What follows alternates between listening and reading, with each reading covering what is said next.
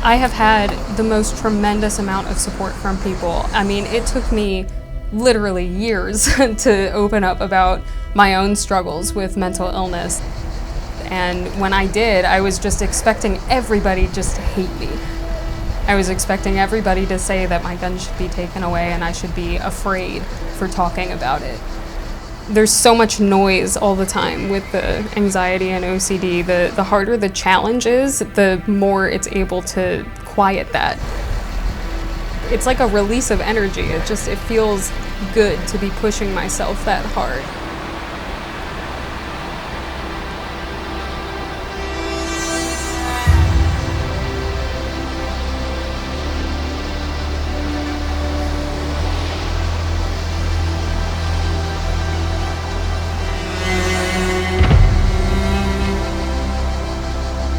I bike a lot, like a lot. I find that when I don't either ride my bike or go to the range, it really negatively affects me.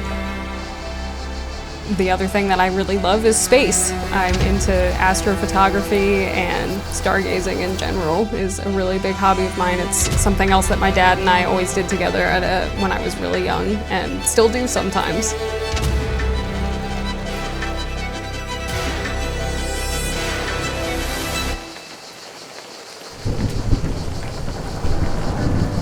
I have had OCD my entire life. It's pretty severe and I take medication for it. Ever since I was about 8 years old, I've had OCD, and it has really dramatically affected my life, and shooting actually is something that really helps me. It just quiets everything that's going on in my mind. And I developed panic disorder badly enough that I couldn't really interact with the world anymore, and I had to go into an intensive behavioral health place. But I was there for like 8 or 9 hours a day just learning how to live again. All of the trauma that I experienced kind of caught up with me, and my body just shut down. And shooting competitively is something that pulled me out of that. I was in a really, really dark place. I was having scary thoughts. You know, I was self-harming, and my dad just said to me, like, I trust you. Come to the range with me. I know that you can do it. Let's get you out of the house. And as soon as I just started shooting again, it quieted my mind. I felt just so at peace, and I realized how skewed everybody's perception of mental illness is, specifically in the gun industry, because I'm not a danger to people, and I don't think that many mentally ill people are a danger to people, and it would be really sad for them to miss out on something that could potentially help them as much as it helped me. It made me want to go to therapy. It made me want to work on myself so that I could be an inspiration to other people who are suffering in the same way.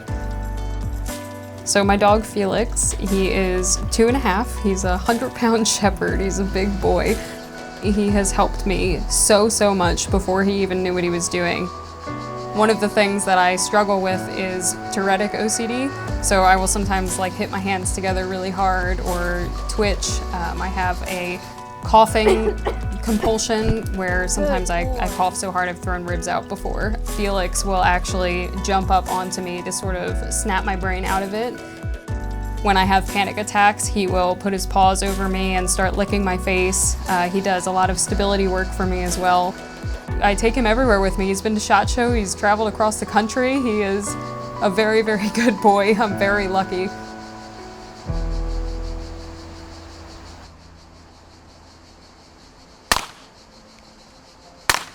Today I work with the Gun Collective, obviously making really fun videos online, not taking life too seriously, and meeting a bunch of really amazing people in the firearms industry. A few years ago, my friend Sarah Albrecht and I started Hold My Guns, which is a nonprofit that provides temporary and voluntary storage for people's firearms if they are either going through a hard time, or if they're deploying, or if, you know, grandkids are coming over to the house. It really could be any scenario, but we are really aimed at suicide prevention, and we want to raise awareness about mental health in the gun industry, which is something that is specifically very important to me also. So my relationship with the Second Amendment has definitely changed throughout the years. As I got older and my experiences within the gun community evolved, my opinions changed drastically. I think it's really sad that as a country, we've kind of come to this point where it's just such a polarizing conversation. If you own firearms, you're either a bad person or you're awesome and you get along with the person you're talking to. I think that bridging that gap is important because protecting the Second Amendment is important, and I personally think that the way to do that is to talk to people who have different opinions. I love to talk to people who don't support the Second Amendment because I can talk to them in a way that is understanding of their fear and also educating them in a way that isn't just yelling, shall not be infringed over and over again. I think we're beyond the point of that making any difference. People don't seem to understand what they don't understand, but the thing is, nobody really does any research to understand it.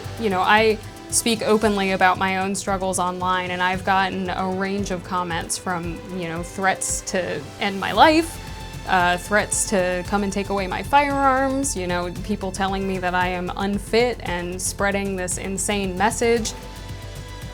And I think that that's just so sad because there are so many people who suffer from some type of mental illness, whatever it is. If you don't suffer from one, you know somebody who does. And if you support the Second Amendment, but you're saying that 60–70% of the people in America don't have the right to own guns, then do you support the Second Amendment? If you care about freedom and you care about your brothers and sisters who want to own firearms, then you should care about protecting their rights, you should care about protecting their mental health, and you should care about making sure that they feel seen and heard and not shamed. And it's something that is important and close to my heart because I want to be able to protect myself and my family. And I think a lot of other people feel the same way.